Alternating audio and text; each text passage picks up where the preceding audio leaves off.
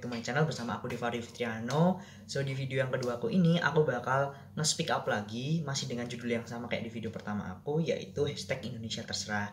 Nah tapi aku bakal ngangkat problematika yang berbeda dari videoku yang pertama. So buat kalian yang belum nonton, aku udah sediain link di deskripsi di bawah.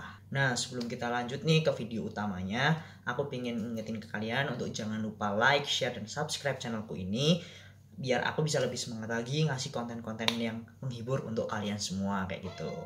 Langsung aja kita masuk ke topiknya. Pertama-tama aku bakal ngasih info ke kalian dulu nih tentang update COVID-19.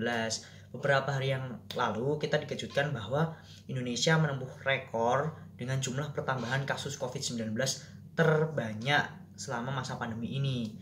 Nah, hal ini tuh sebenarnya miris dan menyedihkan. Karena apa? Karena hal ini itu bersamaan dengan gencar-gencarnya pemerintah dalam memberlakukan PSBB di berbagai kota di Indonesia. Hal ini tuh membuktikan, seperti yang saya sampaikan di video pertama saya, bahwa masih banyak orang yang tidak peduli dan malah membahayakan sesamanya kayak gitu. Yang kedua, hal ini juga membuktikan bahwa dengan solusi yang pemerintah tawarkan, setegas apapun pemerintah, jika masyarakatnya sendiri tidak sadar, maka hal ini akan menjadi sia-sia dan permasalahan utama yang dari COVID-19 ini tuh tidak akan selesai kayak gitu. Tetapi aku nggak bakal bahas ini banyak-banyak karena ini udah aku jelasin di video pertamaku. Nah, sebenarnya yang pengen aku bahas di videoku yang kedua ini, aku hanya pengen bahas tentang ini dan ini.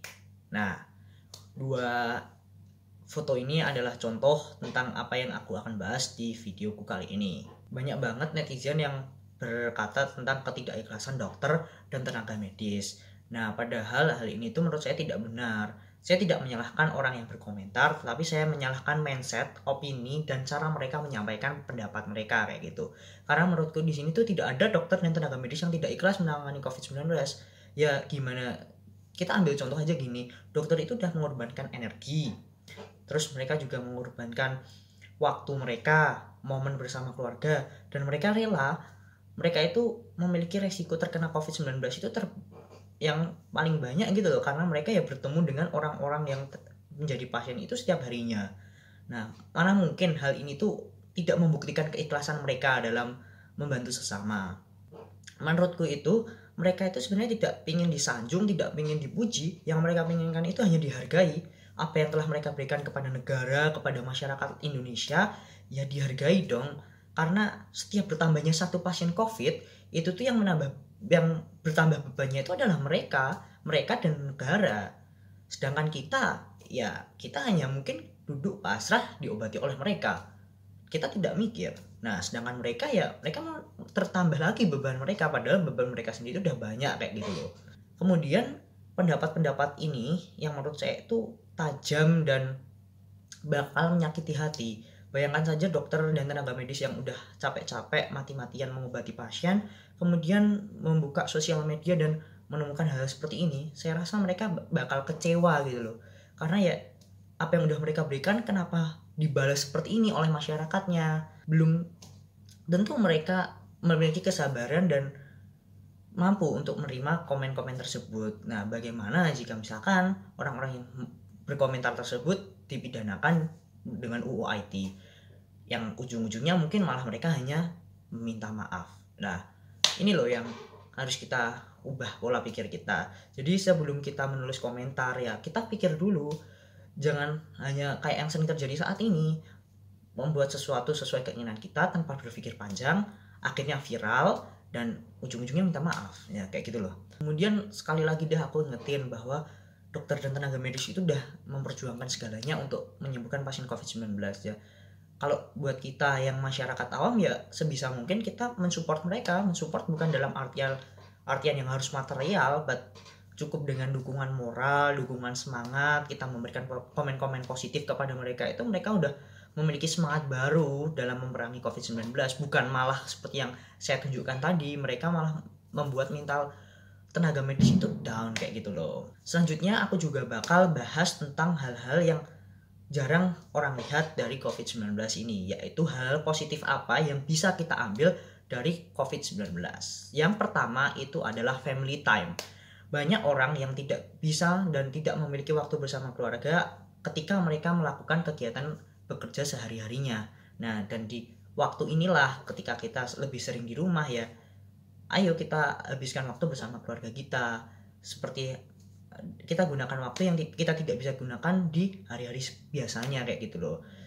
Kita luangkan waktu untuk orang tua kita, untuk saudara-saudara kita yang kalau bisa itu memererat tali persaudaraan antar sesama kita kayak gitu. Dan yang kedua itu berkaitan dengan rasa solidaritas dan kebersamaan. Banyak orang yang tidak bisa kita jumpai selama masa COVID-19 ini. Nah, jadi dari itulah kita harus paham bahwa kita tuh butuh orang lain gitu loh.